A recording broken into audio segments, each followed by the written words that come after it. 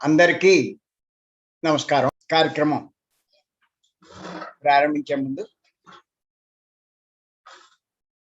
గురువు గారు పత్రి గారికి ఒక్కసారి ధన్యవాదాలు చెప్తూ కార్యక్రమం ప్రారంభించుకుందాం.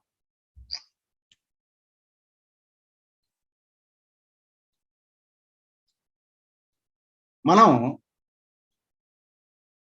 పత్రి గారి యొక్క సందేశాల నుంచి ఎన్నో విషయాలు తెలుసుకుంటాం.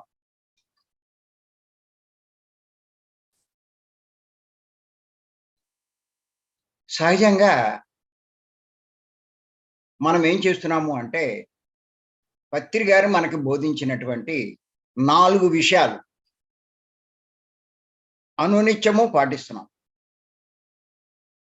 ఏమిటంటే అది శ్వాస మీద ధ్యాస, ధ్యానం, శాకాహారంతో, సాత్వికమైన శాకాహారంతో. 2 ఏం చేస్తున్నాము అంటే జ్ఞానవంతమైన పుస్తకాలు చదువుతున్నాం, స్వాధ్యాయం చేస్తున్నాం. 3 ఏం చేస్తున్నామంటే మనమంతా ఆత్మజ్ఞానానికి సంబంధించిన పుస్తకాలు మనం అధ్యయనం చేస్తున్నాము. అటువంటి సందేశాలు కూడా మనం వింటున్నాం. ఇప్పుడు ఈ జూము ఎంతో ఆసక్తితో ఎన్నో నెలల నుంచి కంటిన్యూ వింటున్నాం మనమంతా. అలాగే ఎవరైనా సరే ఇలాంటి సందేశాలు ఇస్తూ ఉంటే వాటిని వింటున్నాం, పత్రి గారి సందేశాలు వింటున్నాం, ఇలా అన్నీ చేస్తున్నాం. తర్వాత ఇంకో పని కూడా చేస్తున్నాం. మన వంతు వీలైనంత సేవ మనం చేస్తున్నాం. ఈ మార్గంలో, ఆత్మ మార్గంలో, ధ్యాన మార్గంలో, యోగ మార్గంలో, ఈ మోక్ష మార్గంలో మన వంతు సేవ చేస్తున్నాం. ఎవరికి ఎంత వీలవుతే అంత, ఎవడి పరిధిలో అంత. ఒకడు చేసినట్టు ఇంకోటి చెయ్యక్కల, వాడి పరిధిలో వాడు చేయొచ్చు.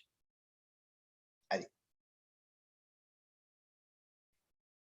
అంచేత మరి నిజంగా ఇవన్నీ చేస్తే ఖచ్చితంగా ఎవరికైనా అపారమైన జ్ఞానం అబ్బుతుంది.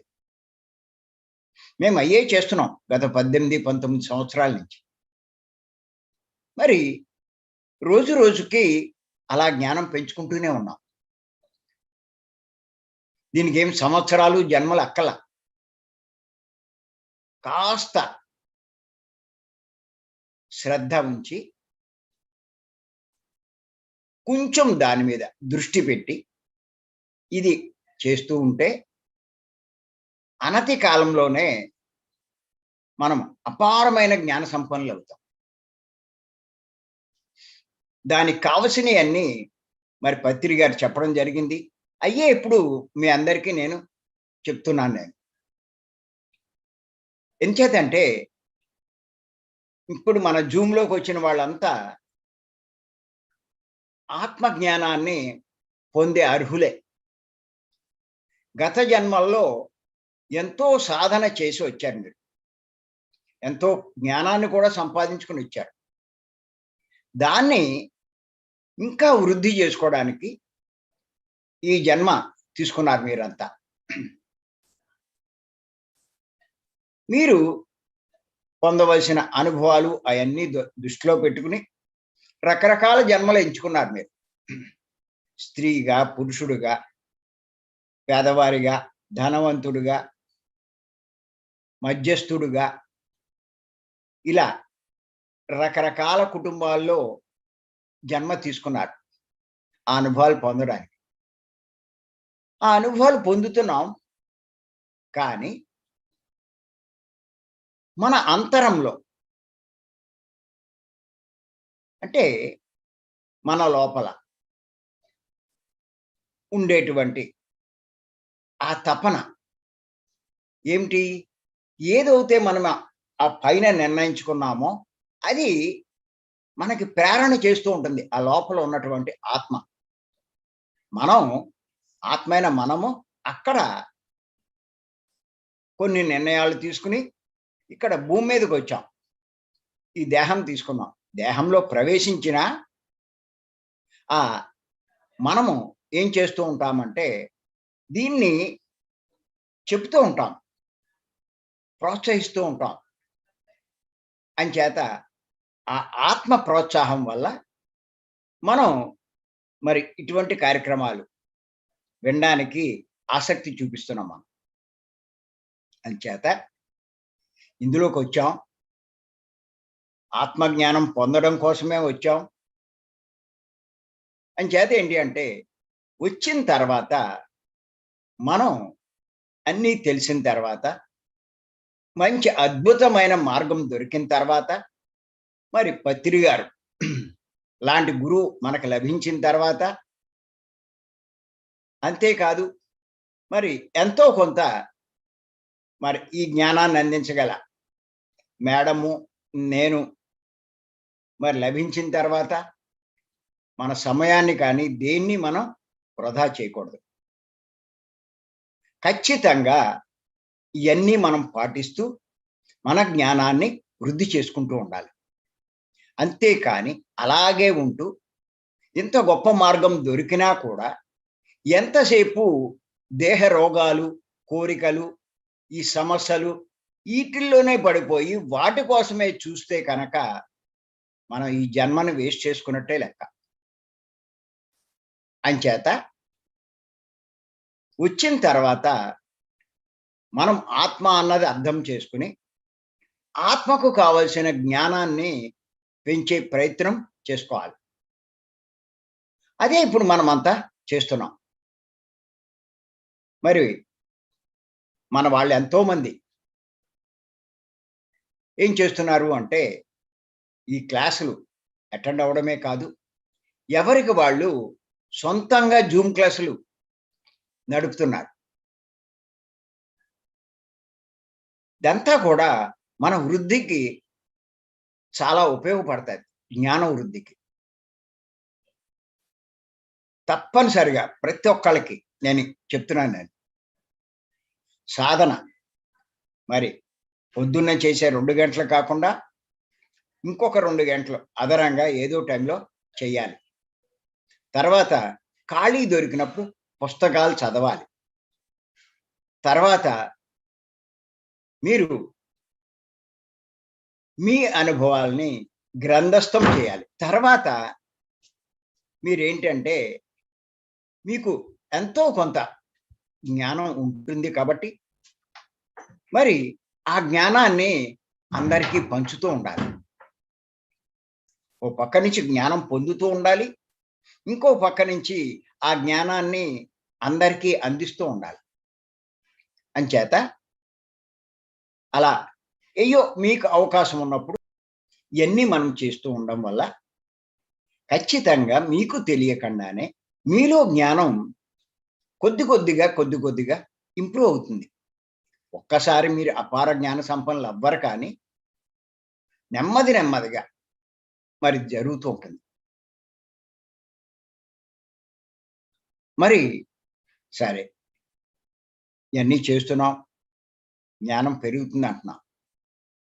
ఎంత పెరిగింది, మనం ఏ స్థాయిలో ఉన్నాం అన్నది మనకి ఎలా తెలుస్తుందంటే పత్రి గారి సందేశాల ద్వారా మనకి తెలుస్తుంది. ఆయన మనకి ఎన్నో విషయాలు బోధించారు. ఏమిటి? ఆత్మజ్ఞాని యొక్క ప్రవర్తన ఎలా ఉంటుంది అన్న దాని మీద ఎన్నో విషయాలు బోధించారు. ఆ విషయాలే మనం ఇప్పుడు చర్చించుకుంటున్నాం. ఇంతకుముందు చాలా తెలుసుకున్నాం. ఇప్పుడు ఇంకొక విషయం తెలుసుకుందాం మనం. ఆత్మజ్ఞాని ప్రవర్తన ఎలా ఉంటుంది? మన ప్రవర్తన అలా ఉంటే ఖచ్చితంగా మనకి ఆత్మజ్ఞానం ఉన్నట్టు. మన ప్రవర్తన అలా లేకపోతే ఇంకా మనం అజ్ఞానంలో ఉన్నట్టే లెక్క. ఇది మనం గుర్తెట్టుకోవాలి. మీరు అడగచ్చు, అజ్ఞానంలో ఉంటే నష్టం ఏంటని. ఒకటే గుర్తుపెట్టుకోండి, అజ్ఞానంలో ఉంటే నష్టం ఏంటి అంటే పత్రి గారు చెప్పారు, నీకు వీసమెత్తు దుఃఖమున్నా నువ్వు అజ్ఞానంలో ఉన్నట్టే లెక్క. మనకి వీసమెత్తు దుఃఖమున్నా మనం అజ్ఞానంలో ఉన్నట్టే అంటున్నారు అంటే, మనకి ఎక్కువ దుఃఖం ఉంది అంటే ఎంత అజ్ఞానంలో ఉన్నామో ఒక్కసారి ఆలోచించుకోవచ్చు. ఏమోనండి, నాకు ఆ నొప్పులు, ఈ నొప్పులు, ఆ బాధలు, ఈ బాధలు, ఈ సమస్యలు, ఆ గొడవ, ఆ ఆర్థిక ఇబ్బందులు, సంసారంలో ఇబ్బందులు, ఇలాగా ఇయన్నీ చెప్తున్నారు ప్రతి ఒక్కళ్ళు. ఎలాగండి? ఎలాగండి?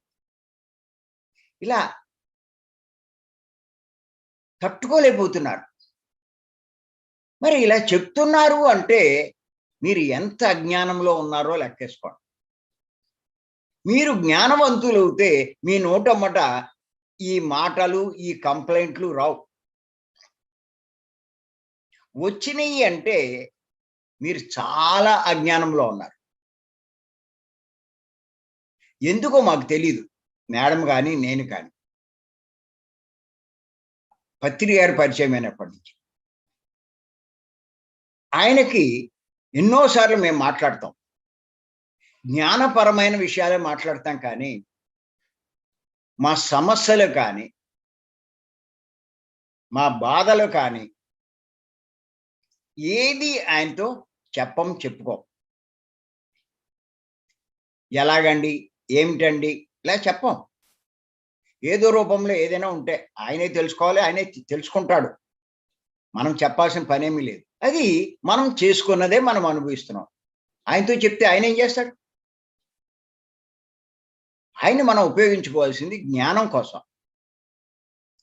అంచేత జ్ఞానపరమైన విషయాలు ఆయనతో చర్చిస్తాం తప్ప, మన సమస్యలు, మన ఇబ్బందులు, మన కష్టాలు, బాధలు ఇటువంటియన్నీ ఆయన దృష్టికి తీసుకురాం. తీసుకొస్తే మనం చాలా చులకనైపోతాం ఆయన దృష్టిలో. అంచేత ఇటువంటివి మనం ప్రస్తావించాము అంటే చాలా అజ్ఞానంలో ఉన్నట్లే లెక్క. అది మనం తెలుసుకోవాలి. అంచేత మనం జ్ఞానం పొందుతున్నాము అంటే ఇటువంటి వాటికి పెద్ద ప్రాముఖ్యం ఇవ్వం. మరి ఎలాగండి ఈ బాధలు ఇయన్నీను అని మీరు చెప్పచ్చు. కానీ ఒకటి గుర్తెట్టుకోండి. జ్ఞానికి సమస్యలుండవా? కష్టాలుండవా? బాధలుండవా? అంటే జ్ఞానికి ఉంటాయి. పత్రి గారి స్థాయిలో పత్రి గారికి ఉన్నాయి. ఆయనకి లేవు అని అనుకోవడానికి ఏం లేదు. ఎన్ని ఒత్తిళ్ళున్నాయో, ఎన్ని సమస్యలున్నాయో, ఎన్ని ఉన్నాయో మనకేం తెలుసు. కానీ అవి ఉన్నా ఆయన లేనట్టుగానే ఉంటారు. ఏమి ఉన్నా ఆయన ఎప్పుడూ ఆనందంగానే ఉంటారు. బాధపడరు, దుఃఖపడరు. కారణం ఏంటంటే అపార జ్ఞాన సంపన్నుడు కాబట్టి. మనము ఆ స్థాయికి చేరుకోవాలి. ఇది చాలా చాలా ఇంపార్టెంట్. ప్రతి ఒక్కళ్ళు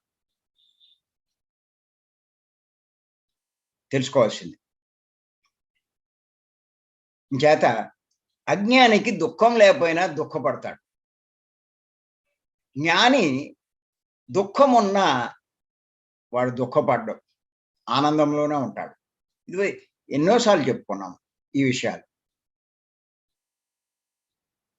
అజ్ఞాని దుఃఖం లేకపోయినా దుఃఖపడతాడు. వాడికి ఏ దుఃఖం లేదు.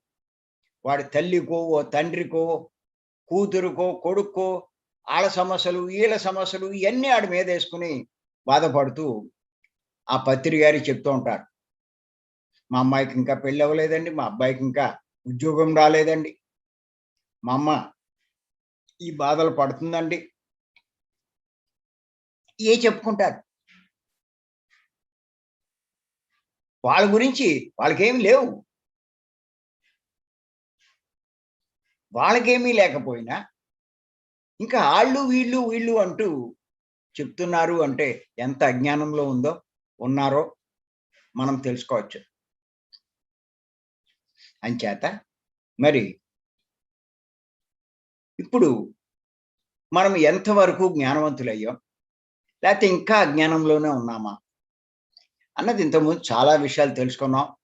అవన్నీ మీరు నోట్ చేసుకుని, అవన్నీ మళ్ళా మధ్య మధ్యలో ఒకసారి నెమరు వేసుకుంటూ ఆ పాయింట్లన్నీ, దాన్ని బట్టి మీలో వచ్చిన మార్పేంటో చూసుకోండి. ఇవాళ ఒక పాయింటులో మీకు ఆచరణ రాలేదు. 3 మాసాలు పోయాక, 4 మాసాలు పోయాక మళ్ళా చదువుకుంటున్నారు. ఆ పాయింట్ చూస్తే ఇదివరకు ఉండేది గానీ, ఆ రకంగా మీరు మీ ప్రవర్తన ఇప్పుడు మారిపోయింది. అంటే మీరు జ్ఞానం పొందినట్లు లెక్క.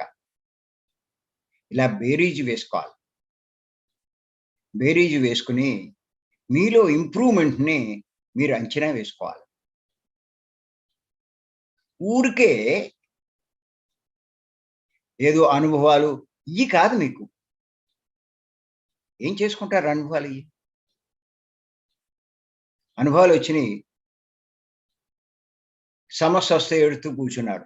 ఏం చేసుకుంటారు ఆ అనుభవాలు? అంచేత అయన్నీ మనకనవసరం.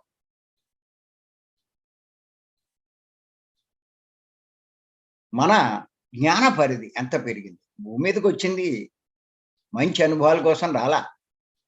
మన జ్ఞానం పెంచుకోవడానికొచ్చాం. భూమి మళ్ళా వదిలేసి మనం వెళ్తే తెలుస్తుంది. చెప్పుకున్నాం మనం. 15 ఎపిసోడ్‌లు చెప్పుకున్నాం. మరణించిన తర్వాత ఏమవుతుంది అన్నది.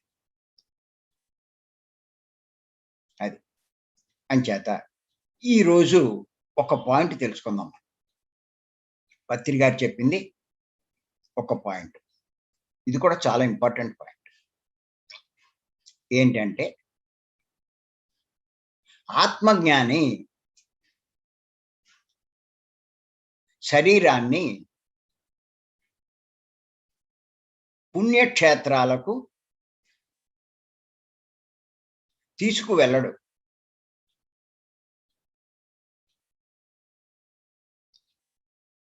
ఆత్మను దర్శించడానికి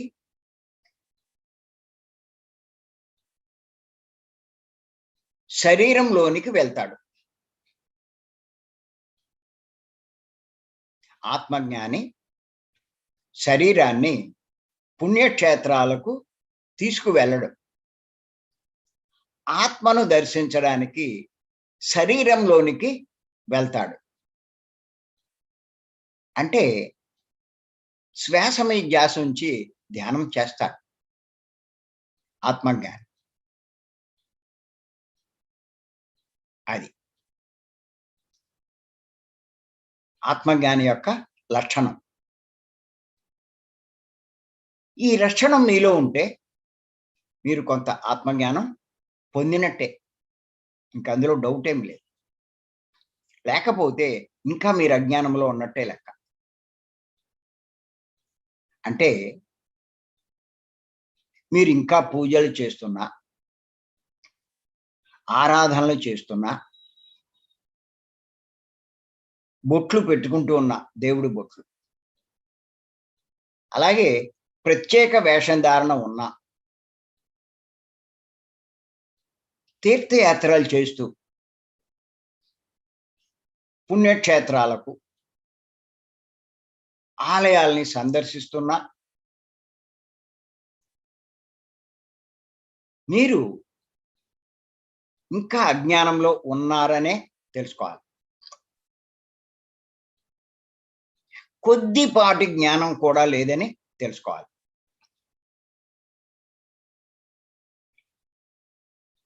ఈ విషయం నేను ఎందుకు చెప్తున్నానంటే, ఈ జ్ఞానంలోకి రాని వాళ్ళు అది సహజం. వస్తారు వాళ్ళు ఇంకో 50 జన్మలో, 100 జన్మలో, 200 జన్మలో ఎత్తిన తర్వాత జ్ఞానంలోకొస్తారు. కానీ అన్ని జన్మలు ఎత్తి ఈ ధ్యాన మార్గంలోకి వచ్చిన తర్వాత పరిస్థితుల ప్రభావంతో ఇంకా వాటిని వదలలేకపోతే తెలిసినా కూడా మీరు చాలా అజ్ఞానంలో ఉన్నట్టే లెక్క. గుర్తుపెట్టుకోండి.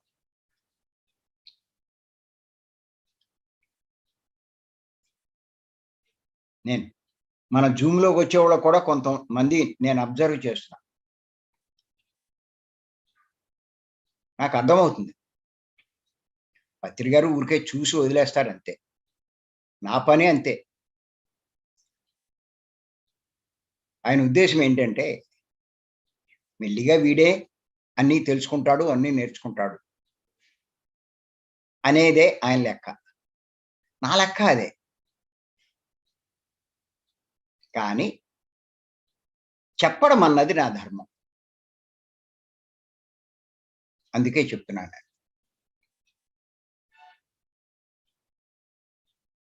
మీలో ఈ స్థితి లేకపోతే రారసలు ఈ క్లాసులకి రారు. ఇన్నాళ్ళు ఎనరు. ఇన్నేసి గంటలు కూర్చోరు.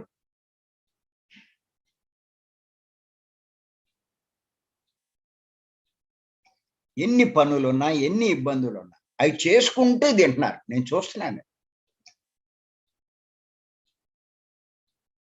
ఇంటి పనులు చేసుకుంటున్నారు. సంసారాన్ని సముదాయిస్తున్నారు. ఇంటి బాధ్యతలను నెరవేర్చుకుంటూ ఓ పక్క అయి చేసుకుంటూ, ఓ పక్క ఇయి కూడా చేసుకుంటున్నారు. మామూలు విషయం కాదు.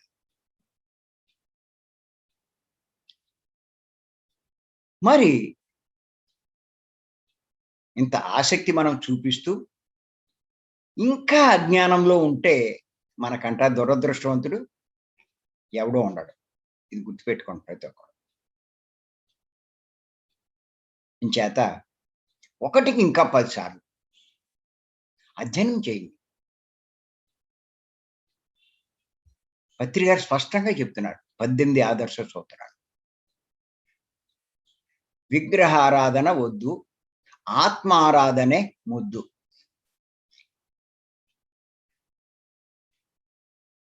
అంటే విగ్రహం కాదు, ఆత్మను పట్టుకోండి అని ఆయన చెప్తూ ఉంటారు.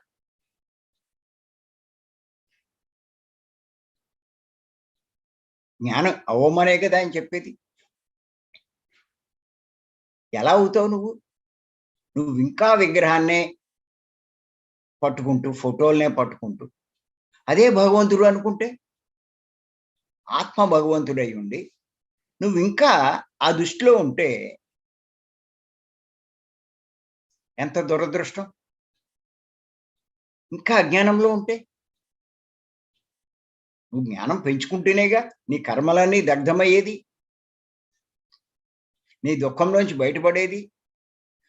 నువ్వు అజ్ఞానంలో ఉంటే నీ కర్మలు దగ్ధమవుతాయా? నీ దుఃఖం పోతుందా?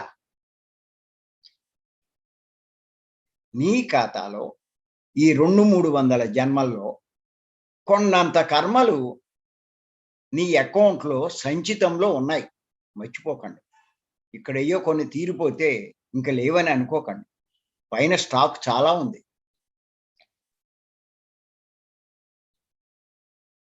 అవి కూడా మన మీద పడతాయి. మనము వాటిని రద్దు చేసుకునే పని చేయట్లా. ఇంకా పెంచుకునే పని చేస్తున్నాం. నువ్వు అజ్ఞానంలో ఉంటే ఆ సంచితం పెరుగుతూనే ఉంటుంది. నువ్వు జ్ఞానవంతుడవుతే ఆ సంచితం అంతా ఖాళీ అయిపోతుంది. ఆ సంచి అంతా. గుర్తుపెట్టుకోండి. ఏం చేసుకుంటామండి జ్ఞానం? నన్ను అడిగినోళ్ళు చాలా మంది మాస్టర్లే అడిగారు. కాస్త జ్ఞానం పొందండి. ఆత్మ మీరని తెలుసుకోండి.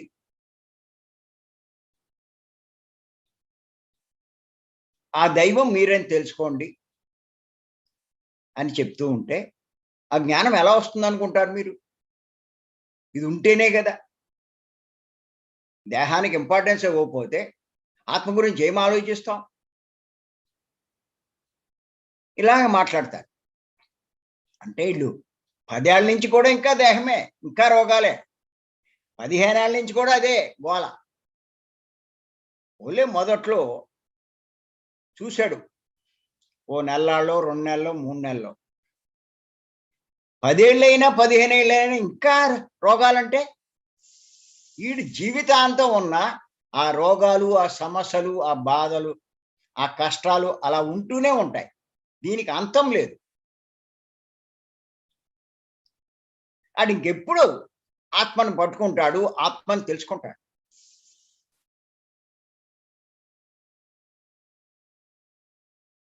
ఈ అజ్ఞానంలోంచి బయటపడతాడు. మరి క్లాసులు చెప్పే మాస్టర్లకే అర్థం కావట్లా. అక్కడ విచిత్రం. అక్కడ ఎన్నో పెద్ద పెద్ద క్లాసులు నిర్వహిస్తారు. దాన్ని ఎంతో తెలివితేటలుగా సమర్థిస్తూ ఉంటారు. ఏదో 2 రోగాలు తగ్గితే అదేదో కొద్ద గొప్ప విశేషం కని చెప్తారు మా జూమ్‌లో వచ్చే వాళ్ళందరికీ. వాడికి ఆ రోగం తగ్గిందండి, వీడికి ఈ రోగం తగ్గిందండి. వాడు అంత పెద్ద రోగం తగ్గించుకున్నాడండి అని వాళ్ళ అనుభవాలు చెప్పిస్తారు. మా జూమ్‌లో ఉన్న వాళ్ళ అనుభవాలు వినండి అంటారు. నాకు తలకాయ నొప్పి ఇది వస్తది. అన్నీ విన్నాక చెప్తాను నేను. సరే ఇయన్నీ మంచిదే కాదని నేనేం అంటల్లా. కనీసం మీరు ఆత్మ అన్న విషయం తెలుసుకోండి. ఆత్మ కోసం కొంతైనా ప్రాముఖ్యం ఇవ్వండి అని చెప్తాను నేను. చెప్తే ఎక్కడ ఎక్కి చస్తుందా? ఈళ్ళు ఒప్పుకోరు, ఆళ్ళు ఒప్పుకోరు. రోగం గురించి చెప్పకపోతే కొత్త వాళ్ళు ఎలా వస్తారండి అని ప్రశ్నేస్తారు. అక్కడ నేను చెప్పింది వీళ్ళ కోసం చెప్పాను గాని, కొత్త వాళ్ళ కోసం చెప్పలేదే. ఓన్లే కొత్త వాళ్ళకి నువ్వు రోగమని చెప్పావు. నువ్వు ఆత్మ గురించి తెలుసుకునే ప్రయత్నం నువ్వు చెయ్యాలిగా. బుర్ర అక్కడ దాకా వెళ్దాడు. తాను చేసేదే రైటు అని వాదిస్తూ ఉంటారు. అందుకే ఇంకంతకన్నా మనం చెప్పకూడదు. మూర్ఖులతో వాదించకూడదు. బుద్ధుడే చెప్పాడు. పత్రి గారు కూడా చెప్పాడు.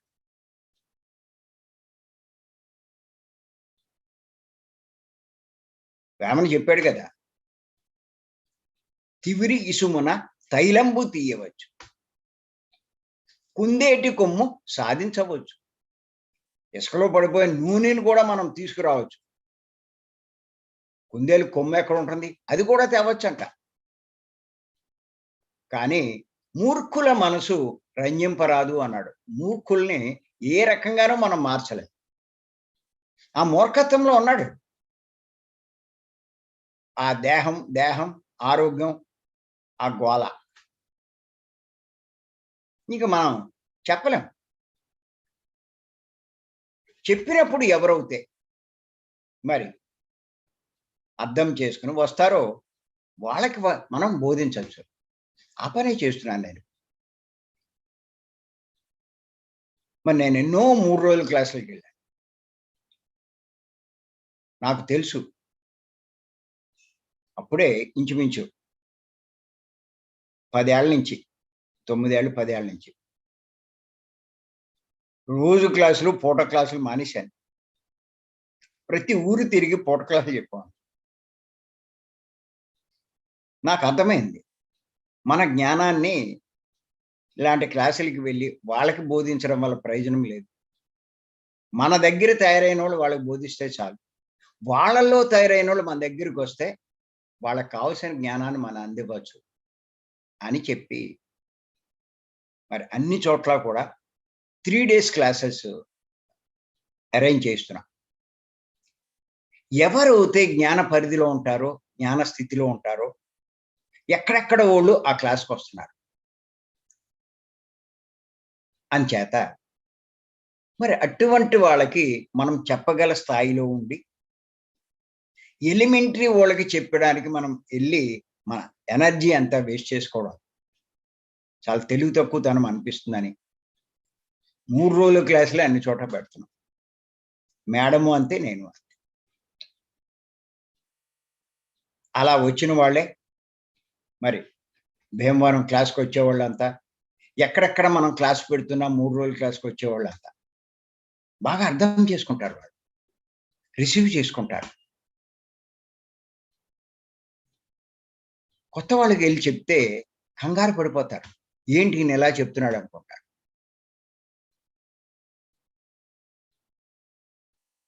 అది. అంచేత ఇక్కడ గుర్తుపెట్టుకోండి. ఏదో కుటుంబ వాసనలవుతాయి. ఆ సాహచర్యాలు అవుతాయి, ఏదవుతాయి. ఇంకా మనము ఈ పూజల్లోనో, భజనలోనో, గుడికి వెళ్ళడాల్లోనో, తీర్థయాత్రలు చేయడాల్లోనో ఉన్నట్లయితే ఊరికే సరదాగా ఎళ్ళిరండి, పర్లేదు, దానికేం తప్పేమి లేదు. ఆ తీర్థయాత్ర చూసి రావచ్చు, పెద్ద అన్ని చోట్లకి వెళ్ళొచ్చు. కానీ అక్కడ దేవుడు ఉంటాడు అనే దృష్టిలో కాకుండా ఊరికే విజిటింగ్, దానికి తప్పేం లేదు. అదో పెద్ద పుణ్యక్షేత్రం, అక్కడే దేవుడు ఉంటాడు, అక్కడే శక్తులుంటాయి అనుకుంటూ వెళ్తే మీరు ఇంకా చాలా అజ్ఞానంలో ఉన్నట్టే లెక్క. అది. అంచేత గుర్తుపెట్టుకోండి. మరి ఇందిరో మార్గంలోకొచ్చి మనం ఇన్ని తెలుసుకుంటూ, ఆత్మే దైవం అని తెలుసుకుంటూ, ఇంకా నేనే దైవం అన్న సంగతి కూడా తెలుసుకుని, ఇంకా మనం పూజలు చేస్తున్నాము అంటే ఎంత అజ్ఞానంలో కూరుకుపోయామో తెలుసుకోవచ్చు. ఇది ప్రతి ఒక్కరూ తెలుసుకోవాలి. అంత అజ్ఞానంలో ఉన్నాము.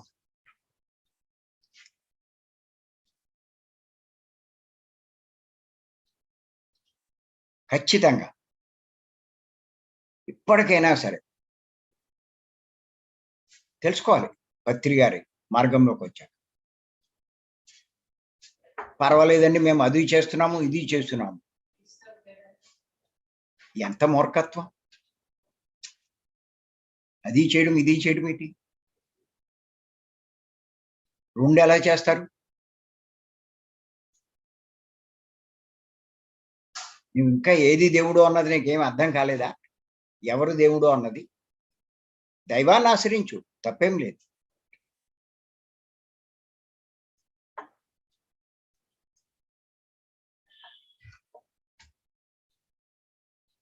ఎవరు కాదంటరు. ఎవరు దైవమో తెలుసుకో. అది. ఇయన్నీ ఎలా తెలుస్తాయి, ఏంటి అనేటువంటి సందేహం కలగచ్చు. అందుకే మనకు పత్రి గారు ఈ విషయంలో ఎన్నో, ఎన్నో గొప్పవాళ్ళ సందేశాలని ఏరి మనకిచ్చారు. అయన్నీ పుస్తక రూపంలో ప్రచురించారాయన. నేను అందుకే పత్రి గారి పుస్తకాలన్నీ చదవండి అంటున్నా. చాలా మంది ఏమంటారంటే, మేము తులసీదళం చదివేశామండి. మరణం లేని మీరు చదివేశాము. మరణం లేని మీరు పత్రి గారు రాసిన బుక్ కాదది. లోక్సాబ్ రాంపాచి రాసిన పుస్తకం. అది పత్రి గారు రాసిన పుస్తకం కాదు.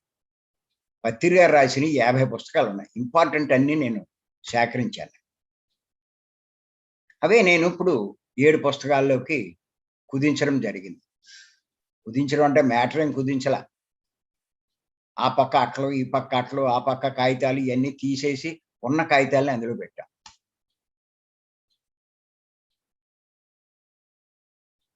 ఇది చదవండి.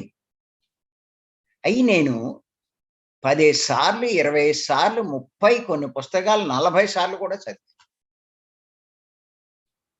అందుకే పత్రి గారు చెప్పిన విషయాలన్నీ ఇంకిపోయినాయి నాలో. మీరు ఇంకించుకోండి. ఆయన ఈ విషయాన్ని క్లారిఫై చేయడానికే వీరబ్రహ్మేంద్ర స్వామి కాళికాంబ సప్తసతి అని చెప్పి రాసిన పుస్తకంలోంచి ఇంపార్టెంట్ అయిన పద్యాలన్నీ ఏరి మనకిచ్చారు. యోగి వేమన చెప్పిన కొన్ని వేల పద్యాల్లోంచి మనకి కొన్ని పద్యాలు ఏరి ముఖ్యమైనవి, మనకు అవసరమైనవి మనకిచ్చారు. నేను పత్రి గారి దగ్గర తెలుసుకున్నది, అవగాహన చేసుకున్నది ఒక గొప్ప విషయం ఏంటంటే, ఎవరో ప్రతి ఒక్కళ్ళు ఎన్నో చెప్తారు. ప్రస్తుత పరిస్థితిలో మనకి ఎంత అవసరమో చూసుకోవాలి. అంత మట్టుకే అందులోంచి తీసుకోవాలి. అలా ఏరి మనకిస్తారు. అన్నీ చదివేద్దాం, అందులోంచి తీసుకుందాం అంటే మీ జీవితం సరిపోదు. ఇంకా ఆ స్థాయికి మనం ఎదగల. మన జ్ఞాన పరిధి అంత స్థాయికి పెరగల. అంచేత అయన్నీ మనకనవసరం. ఇప్పుడు ఈ పరిస్థితిలో మనకి ఏది కావాలో అది ఆయన ఏరి ఇచ్చాడు. దాన్ని మనం అధ్యయనం చేస్తే అబ్బో! అపారం. నేనైనా సరే ఎంత అవసరమో అంతే తీసుకుంటా. అక్కలేని పుస్తకాలన్నీ మనం ఏం చేస్తాం. ఓషో ఎన్ని వందల పుస్తకాలు రాసాడో ఏం చేస్తారు మీరు అయన్నీ? ఎక్కడ చదవగలరు? యోగ వాసిష్టం ఒక్కటి మీరు పూర్తి చేయలేరు పూర్తిగా. భగవద్గీత అంతా మీరు చదవగలరా? అర్థం చేసుకోగలరా? నేను చూస్తున్నాను భగవద్గీత అప్పచెప్పేవాళ్ళంతా కూడా. పత్రి గారు చెప్పేదోటి, వాళ్ళు చెప్పేదోటి. అప్పచెప్పేస్తారు భగవద్గీత చూడకుండా కూడా.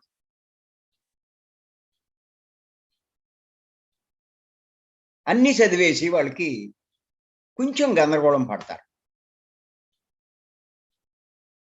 కానీ పత్రి గారు ఏరిచ్చిన శ్లోకాలు చదివితే మీరు కరెక్ట్‌గా కృష్ణుడు చెప్పింది ఏమిటో మీరు అర్థం చేసుకుంటారు. అదే అందరికీ బోధిస్తారు. అది. అంచేతే పత్రి గారి పుస్తకాలు చదవండి అంట. 7 పుస్తకాలు రూ. 750. అపారమైన జ్ఞాన భాండాగారం. ఇంక అది కూడా మనం వెచ్చించలేకపోతే మన జీవితంలో. కోవిడ్ వస్తే లక్ష కాదు, 5,00,000 కాదు, 10, 20 లక్షలు ఖర్చు పెట్టేస్తున్నారు. ఏమండి రూ. 750 ఎక్కువ. అది. చేత ప్రతి ఒక్కరికి చెప్తున్నాను. పత్రి గారివైనా చదవండి. చేత ఇప్పుడు మనం ఏం చేద్దామంటే పత్రి గారు మనకిచ్చినటువంటి పుస్తకాల్లో శ్రీ వీరబ్రహ్మేంద్ర స్వామి వారు చెప్పినటువంటి సందేశం తీసుకుందాం. ఈ విషయం గురించి. ఏ విషయం? ఆత్మజ్ఞాని శరీరాన్ని పుణ్యక్షేత్రాలకు తీసుకువెళ్ళడు. అంటే పుణ్యక్షేత్రాలకు తిరిగిన ప్రయోజనం లేదు అనే కదా దీని అర్థం. ఆత్మను దర్శించడానికి శరీరంలోనికే వెళ్తాడు. ధ్యానమే చేస్తాడు. అది పత్రి గారిచ్చిన సందేశం. మనకు అర్థం కావడానికి పత్రి గారు చెప్తే పుణ్యక్షేత్రాలకు వెళ్ళొద్దంటారేంటి? పుణ్యక్షేత్రాలు అంటే అక్కడే ఉంది కదా పుణ్యం అందులోనే అనుకుంటారు. పుణ్యక్షేత్రాలని అందులో పుణ్యం అనేది ఉంది కానీ వీడు వెళ్ళినా ఆ పుణ్యం ఏమీ రాదు. సరే, ఇప్పుడు మరి మనం ఈ విషయం బాగా క్లారిటీ రావడం కోసం వీరబ్రహ్మేంద్ర స్వామి వారు చెప్పినటువంటి కొన్ని పద్యాలు కాళికాంబ శబ్దులోంచి తెలుసుకుందాం. ఆయన చెప్పారు అంటే నిజంగా రాజముద్రే లెక్క. వీరబ్రహ్మేంద్ర స్వామి ఎవరు రాశారండి? కాలజ్ఞానం. ఎన్నో జరిగినాయి. కొన్ని మార్పులు జరుగుతాయి సృష్టిలో, అది సహజం. కొన్ని అవ్వకపోవచ్చు. అప్పుడు ఆయన చూసినప్పుడు అలా జరుగుతుందని ఉంటుంది. కానీ తర్వాత ఆ పై లోకవాసులు ఏం చేశారంటే కొన్ని మార్పులు చేస్తారు పరిస్థితులను బట్టి. మనము మార్చుకుంటాం. మీరు కావాలంటే చూడండి, మీరు ఇల్లు కట్టేటప్పుడు ఒక ప్లాన్ వేసి పంపిస్తారు, అప్రూవ్ చేయించుకుంటారు. కట్టుబడి కట్టేటప్పుడు ఎన్నో మార్పులు చేస్తారు దాంట్లో. సేమ్ అదే రకంగా మీరు ఉంచరు. ఎంచేత అప్పుడు అలా అనుకున్నారు, ఇప్పుడు పరిస్థితులను బట్టి మార్చుకున్నారు. అలాగే ఆ పైలోకవాసులు కాస్మిక్ గవర్నమెంట్ అంటారు పత్రిక. మరి ఆ ప్రభుత్వం ఇక్కడ పరిస్థితులకు అనుగుణంగా మార్పులు చేర్పులు చేస్తారు. అంచేత వీరబ్రహ్మేంద్ర స్వామి వారు చెప్పినవి కొన్ని జరగకపోతే జరగకపోవచ్చు, కానీ ఆయన చెప్పగలిగాడు అంటే ఎంత గొప్ప స్థితిలో ఉన్నాడు అన్నది అర్థం చేసుకోవాలి. అంత గొప్ప స్థితిలో ఉన్న ఆయన చెప్పింది సత్యం కాక ఏమవుతుంది? అంచేత వాటి గురించి కొంచెం తెలుసుకుందాం. ఆయన ఏం చెప్పారంటే, ముక్కు మొహము చెక్కి మూర్తి పూజలు చేయ తొలుత చేయు దొసగు తొలగిపోదు, మనసు నిలుప జనన మరణాలు తొలగును. కాళికాంబ, హంస కాళికాంబ అన్నారు. అంటే దాని తాత్పర్యం ఏంటంటే, రాళ్లకు చెక్కలకు ముక్కు మొహం చెక్కి శిల్పంగా తయారు చేసి దానికి బొట్లు పెట్టి వస్త్రాలు చుట్టి పువ్వులు పెట్టి అగరత్తించి హారతులు ఇచ్చి ఎన్ని పూజలు చేసినా ముందు మనం చేసినటువంటి పాపాలు తొలగిపోవు అని వీరబ్రహ్మేంద్ర స్వామి వారు చెప్తున్నారు. ముక్కు మొహము చెక్కి మూర్తి పూజలు చేసిన తొలుత చేయి దోషకు పాపం తొలగిపోదు అన్నాడు. అందరూ ఎన్ని పోతాయనుకుంటారు ఇవన్నీ చేస్తే. అందుకే ఆయన స్పష్టంగా చెప్పాడు, రాళ్లకు చెక్కలకు అవి పట్టుకొచ్చి వాటికి మొహము ముక్కు ఇవన్నీ చెక్కి శిల్పంగా తయారు చేసి దానికి బొట్లు పెట్టి బట్టలు చుట్టి చూడండి, మీరు అన్ని చూస్తే మీకు తెలుస్తుంది. ఎంత పత్రి గారు ఇచ్చిన ఎంత అద్భుతమైన వివరణలు అన్నిటి. పువ్వులు పెట్టి అగరత్తులు వెలిగించి హారతులు ఇచ్చి ఎన్ని మీ పూజలు చేస్తే ముందు చేసిన పాపాలు పోతాయా? ఆ కష్టాలు పోతాయా? కష్టాలు పోవాలంటే పాపాలు పోవు. మరి ఈ పనులకి పాపాలు ఎక్కడ పోతాయి? పాపాలు పోవాలంటే జ్ఞానం కావాలి, అది సంపాదించుకోవాలి. అది సంపాదించుకోకుండా ఎలా పోతాయి పాపాలు అని చెప్తున్నారు వీరబ్రహ్మేంద్ర స్వామి. ఆయన ఇంకా ఏమంటున్నారంటే, మనసు నిలపగలిగితే చావు పుట్టుకల్లోంచి బయటపడగలవు అని చెప్పి ఆయన చెప్తున్నారు. మనసు నిలిపినేని మరణాలు తొలుగును అన్నాడు. అంటే చావు పుట్టుకలు ఉండవు, ఇంకా పుట్టడు చావడు, చచ్చి పుట్టే జీవితం కాదు, చావు పుట్టుకలు లేని జీవితం లభిస్తుంది. గొప్పవాళ్ళంతా అదే చెప్తున్నారు. ఎందుకు నాయనా ఈ చచ్చి పుట్టే జీవితం, చావు పుట్టుకలు లేని జీవితం చూసుకో అని చెప్తున్నారు. అటువంటి జీవితం సంపాదించు. ఎందుకు హైరాణ పడతావు? పుట్టావు, ఏదో పాటలు పడతావు, ఈ దుఃఖం తొలగాలని, బాధలు పోవాలని ఎన్నో తిప్పలు పడతావు, ఏదో రకంగా వెళ్ళిపోతావు, మళ్ళా వస్తావు, మళ్ళా మామూలే. ఎందుకు ఇది? ఇటువంటి జీవితం వద్దు మనకి. చచ్చి పుట్టే జీవితం, చావు పుట్టుకలు లేని జీవితం సంపాదించాలన్నారు. ఎంత అద్భుతమైన మాట చెప్పారో.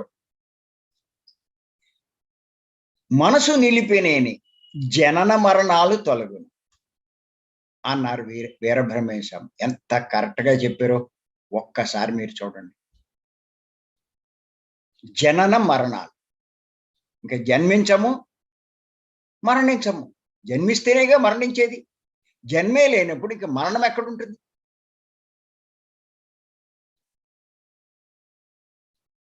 అది ఎలా సాధ్యము అంటే, మనసు నిలిపితే అన్నారు ఆయన. మనసు నిలిపినేని జనన మరణాలు తొలగును అన్నారు. మీరు పత్రి గారు ఇచ్చిన వీరబ్రహ్మేంద్ర స్వామి పుస్తకం ఉంటుంది, నేను ఇచ్చిన సెట్లో ఉంటుంది.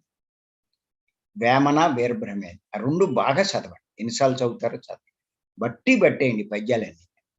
భగవద్గీతలో పత్రి గారు చెప్పిన శ్లోకాలు బట్టి పట్టాలి. యోగి వేమన వీరబ్రహ్మేంద్ర స్వామి ఆ పుస్తకాల్లో వారి పద్యాలు బట్టి పట్టాలి. అంచేత నీ పాపాలు పోవాలి అంటే నువ్వు ఏదో బొమ్మ పెట్టి పూజలు చేస్తే నీ పాపాలేం పోవు. నువ్వు మనసు నిలిపి ఆ మనసు కనుక నిలపగలిగితే ఈ చావు పుట్టుకలు అనే దాంట్లో నుంచి నువ్వు బయటపడతావు. ఇంకా దుఃఖమేది? పుడితేనేగా దుఃఖం. ఈ పుట్టుకే లేకపోతే దుఃఖమే లేదు. మరి మనసు నిలపమన్నారు ఆయన. మనసుని ఎలా నిలుపుతావు? ఆ మార్గమే పత్రి గారు మనకి ఇచ్చినటువంటి శ్వాస మీద ధ్యాస. ఖచ్చితంగా మనసు నిలబెట్టమన్నారు. అదే మనం ఇప్పుడు చెప్పుకుంటున్నాం. ఎవరైతే ఎవరికైనా సరే సహజంగా ధ్యానం చేయని వాళ్ళకి మనసు చంచలంగా ఉంటుంది. చాలా చంచలంగా ఉంటుంది. నిలబడదు. దాన్ని నిలబెట్టాలి. ఎప్పుడైతే మీరు శ్వాస మీద పెడతారో మెల్లిమెల్లిగా ఆలోచన తగ్గి తగ్గి మనసు నిశ్చలమైపోతుంది. అదే చెప్తున్నాను నేను. ఫస్ట్ స్టేజ్ ధ్యానంలో మనం సాధించేది నిశ్చల మనసు.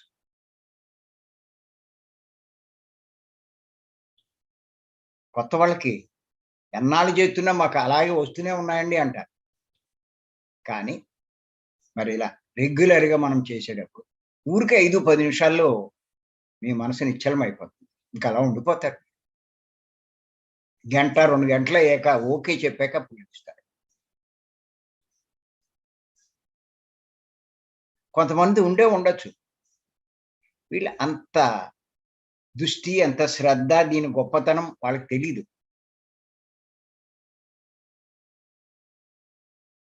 ఆ ఫోన్ ఆన్ చేసి ఉంచుతారు. అది వస్తే మాట్లాడుతూ ఉంటారు. ఆ పనులు చేసుకుంటారు, ఈ పనులు చేసుకుంటారు. అదే మధ్యాహ్నము, సాయంత్రం అంటే ఇంకా చెప్పక్కర్లేదు. ఈ టైంలో కూడా పొద్దున్న 4 కూడా మనం ఖాళీ చేసుకోలేకపోతే మనకంటా దురదృష్టవంతుడు ఇంకెవడు లేడు. ఇదేదో పెద్ద గొప్ప అనుకుంటారు. ఈ ధ్యానంలో కూర్చుని ఆ ఫోన్ మాట్లాడతారు, ఈ ఫోన్ మాట్లాడతారు, ఆ పని చేస్తారు, ఈ పని చేస్తారు. ఎందుకది? ఎందుకు అక్కడ కూర్చోవడం దేనికి?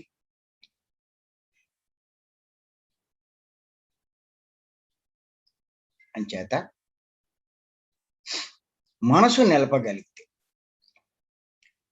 ఎన్ని రకాల బాధలు, దుఃఖం ఇవన్నీ కలిగించే ఈ పుట్టుక, చావు అన్నది లేకుండా చేసుకోగలుగుతాం. దానికి ఒక్కటే మార్గం. అదే శ్వాస మీద ధ్యాస. శ్వాస మీద ధ్యాస ఉంచిన వాడు, నేను చెప్తున్నాను, మీరు ధ్యానంలో మంచి స్థితికి మీరు చేరుకున్నారు అంటే కళ్ళు మూసి కూర్చున్నాక 5-10 నిమిషాల్లో ఆలోచనలు అయిపోవాలి. మనసు నిశ్చలం అయిపోవాలి. ఇంకా అలా ఉండిపోవాలి. అది. అంతేకాని కూర్చుని అలా కుస్తీ పడుతూ ఉంటే, ఎంతసేపు కూర్చున్నా ఆలోచనలు వస్తూ ఉంటే ఇంకా అదేమి ధ్యాన స్థితి. ఏమి మీరు ఇంప్రూవ్మెంట్ సాధించినట్టు? నేను చూస్తున్నాను చాలా మంది బ్రహ్మాండంగా కూర్చుంటారు. మిగతా వాళ్ళు కూడా కృషి చేయాలి ఆ స్థితి పొందడానికి. ఇంకా ఏం చెప్పారంటే వీరబ్రహ్మేంద్ర స్వామి, తెలుసుకోమ్మా. సాటి మానవునకు సాయమ్ము పడబోక నల్లరాళ్ళు తెచ్చి గుళ్ళు కట్టి. సాటి మానవునకు సాయమ్ము పడబోక నల్లరాళ్ళు తెచ్చి గుళ్ళు కట్టి మ్రొక్కులిడిన బ్రతుకు చక్కబడంబోదు. కాళికాంబ హంస, కాళికాంబ. మళ్ళీ ఇంకోసారి చెప్తున్నా. సాటి మానవునకు సాయమ్ము పడబోక నల్లరాళ్ళు తెచ్చి గుళ్ళు కట్టి మృక్కులిడిన బ్రతుకు చక్కబడంబోదు కాళికాంబ హంస కాళికాంబ. పత్రి గారు ఏం చెప్పారంటే, మనమే గుళ్ళు కట్టి రాళ్ళు తెచ్చి అందులో పెట్టి మన కష్టాలు తీర్చమని, కోరికలు నెరవేర్చమని మొక్కులు మొక్కితే మన బ్రతుకులు చక్కబడతాయా? వీరబ్రహ్మేంద్ర స్వామి ఎంత స్పష్టంగా చెప్పారో. ఆ రాయి మనమే పట్టుకొస్తున్నాం, మనమే చెక్కుతున్నాం, మనమే ఆ గుళ్ళో పెడుతున్నాం, దానికి మనమే చేస్తున్నాం, మనమే మొక్కుతున్నాం. అన్నీ నువ్వే చేసి నా కష్టాలు తీర్చు, నా కోరికలు తీర్చు అని నువ్వు పెట్టిన రాయిని నువ్వు అడిగితే ఏం జరుగుతుంది? నీ బతికేమన్నా చక్కబడుతుందా? ఏమన్నారంటే ఆయన, మరి మన జీవితం బాగుండాలి అంటే సాటి మానవులకు సాయం చేయాలి, అంటే మంచి చెయ్యాలని, అంటే సేవలు చెయ్యాలని బోధిస్తున్నారు శ్రీ వీరబ్రహ్మేంద్ర స్వామి వారు. గుర్తుపెట్టుకోండి. మీ బతుకు చక్కబడాలి అంటే, బాగుపడాలి అంటే సాటి మానవులకు సాయం చేయి, మంచి చేయి, సేవలు చేయి. అదే పత్రి గారు చెప్తున్నారు, మనందరి చేత సేవలు చేయిస్తున్నారు. అందరికీ ముక్తి మోక్షం వచ్చేటువంటి జ్ఞానం అందడం కోసం కావలసిన పనులన్నీ మన చేత చేయిస్తున్నారు. అటువంటి ప్రాజెక్ట్స్ కట్టిస్తున్నారు, అటువంటి కార్యక్రమాలు పెట్టిస్తున్నారు, అటువంటి బోధలు చేయిస్తున్నారు. ఎందుకు చేస్తున్నారు? అటువంటి పనులు చేయాలి మనం సాటి మానవులకు. వీరబ్రహ్మేంద్ర స్వామి వారు చెప్పారు, అదే పని చేయమంటున్నారు పత్రి గారు. ఆయన ఎంత గొప్పవాడు, పత్రి గారు అంత గొప్పవాడు.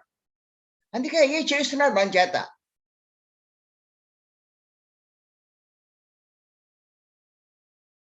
పుణ్యకర్మలు కాదు, ఆత్మకర్మలు చేస్తున్నారు. సాటి మానవులకు సాయం ఎన్నో చేయొచ్చు, రకాలు.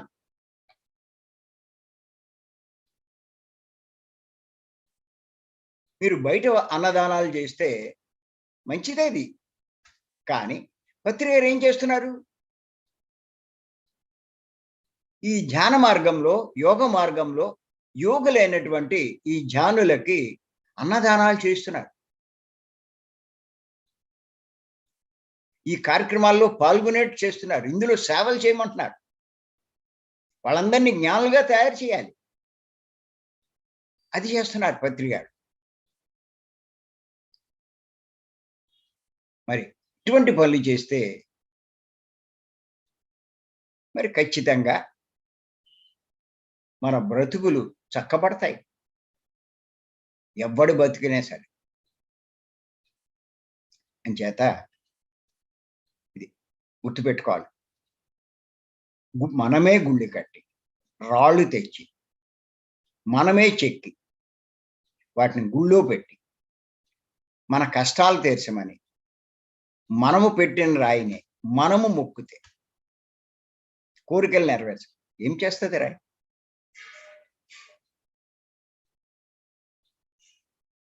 మన బతుకులు చక్కబడతాయా అన్నారు వీరబ్రహ్మేంద్ర స్వామి. అనే తెలివితో కూడా ఎంత అపార జ్ఞాన సంపన్నుడైన. మరి ఆయన చెప్పాడు అంటే ఆయనకు కూడా తెలియదని మనం అంటే మూర్ఖత్వము, అజ్ఞానం తప్ప ఇంకా మనమేమి వాళ్ళని ఏం చేయలేం. కొన్ని జన్మలు తీసుకోమనే చెప్పాలి. తీసుకుంటారు కూడా. చేత మనం ఇంకా తెలుసుకోవాల్సిన చాలా ఉన్నాయి. నెక్స్ట్ మనం తెలుసుకుందాం ఈ పాయింట్ మీద. వీరబ్రహ్మేంద్ర స్వామి చెప్పడం జరిగింది. మరి ఇదే గీతలోనూ ఉంది. యోగి వేమన కూడా చెప్పారు ఈ పాయింట్. తెలుసుకుందాం కానీ ఇంచేతంటే మళ్ళా ఇంకొక్కసారి చెప్తున్నాను. ఆత్మజ్ఞాని శరీరాన్ని పుణ్యక్షేత్రాలకు తీసుకువెళ్ళడు. ఆత్మను దర్శించడానికి శరీరంలోనికి వెళ్తాడు. ఆత్మ అంటే దైవం. దైవాన్ని దర్శించడానికి శరీరంలోనికి వెళ్తాడు. కారణం ఏంటంటే దైవం ఏ పుణ్యక్షేత్రంలో లేదు. పుణ్యక్షేత్రాల్లో రాతి విగ్రహాలు ఉన్నాయి. మనం చెక్కుకున్నవే. అక్కడికి వెళ్ళడు. అందరి శరీరాల్లోనూ ఆ దైవం ఉంది. అంచేత తన శరీరంలోకి వెళ్తాడు. ధ్యానమే చేస్తాడు. నిజంగా కూడా ఆలయాలకెళ్ళి దర్శనం చేస్తా ఉంటారు. మీరు చూడండి. వెళ్ళినా ఎంతో సేపు ఉండరక్కడ. 5 నిమిషాలు కూడా ఉండరు. నిమిషము. అలా చూస్తారు, ఇలా వచ్చేసి. కంగారు. ఆ ఉన్న నిమిషం కూడా దృష్టి ఆ దైవం మీద ఉండదు. ఈడిచ్చిన అరటిబళ్ళు ఆ పంతులు సగం ఇస్తున్నాడా లేదా? ఈడు ఒకవేళ పెద్ద కొబ్బరికాయ ఇస్తాడు. ఈడు దృష్టి అంతా ఎంతసేపు ఏముంటుందంటే అక్కడ దైవం మీద కూడా ఎళ్ళదు దృష్టి. నేను పెద్ద కొబ్బరికాయ ఇచ్చాను, నాకు వాడు పెద్ద చెప్ప ఇవ్వాలి. ఆ పెద్ద చెప్ప నాకిస్తున్నాడా, పక్కోడికి ఇస్తున్నాడా? ఇదేం భక్తుడీడు? ఈడి కష్టాలు ఎలా పోతాయి?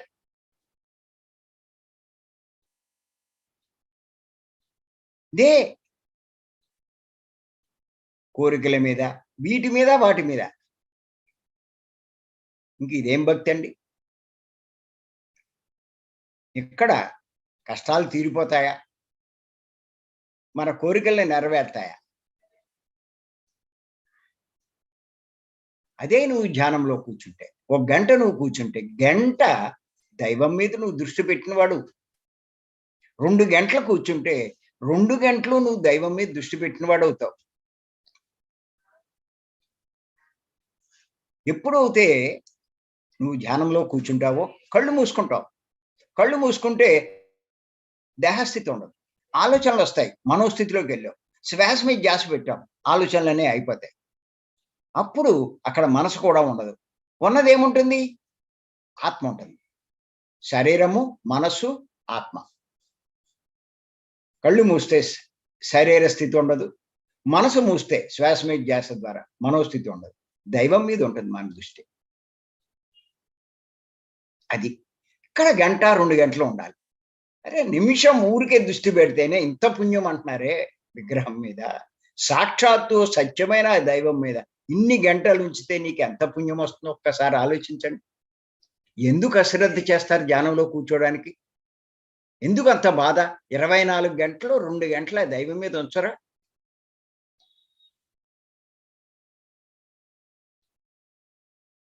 ఆ మాత్రం ఉంచలేరా మీరు? గొప్పవాడు అంటారే, అంటే ఇష్టం అంటారే, ఆయన మీద కాసేపు దృష్టి ఉంచలేరు? 24 గంటలు అన్ని పనులు చేస్తున్నారే. ఒక్క 2 గంటలు, ఈ 2 గంటల్లోనే ఎన్ని పనులు! అబ్బా! ఎంత అజ్ఞానము, ఎంత మూర్ఖత్వం! ఎంత ఫలితం వస్తుంది అక్కడ? ఎంత పుణ్యం వస్తుంది?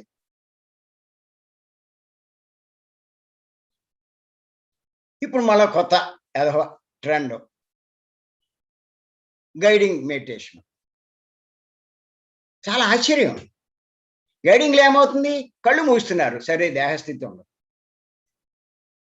ఇంకాడు మొదలెడతాడు. ఆ పుస్తకం ఏదో తెచ్చుకుంటాడు. లేకపోతే ఎదురుగుండా కాగితంలో రాసుకొస్తాడు. అవి వరుస పెట్టి చదువుతూ ఉంటాడు. ఈయనేమంటాడు. ఇంటూ ఉన్నది ఎవరు అంటే మనసు. అంటే ఏమైంది? ఇక్కడ ఉండిపోయాడు ఈడు. మనసు దగ్గర ఆగిపోయాడు. ఈడు ఆత్మ దగ్గరికి ఎక్కడెళ్ళాడు? ఇది లేకపోతే వెళ్తాడు. మనసు లేకపోతే ఆత్మ దగ్గరికి వెళ్తాడు. ఈ మనసు ఉంటే ఇక్కడ ఆగిపోయాడు. మనసు గొప్పదా? ఆత్మ గొప్పదా?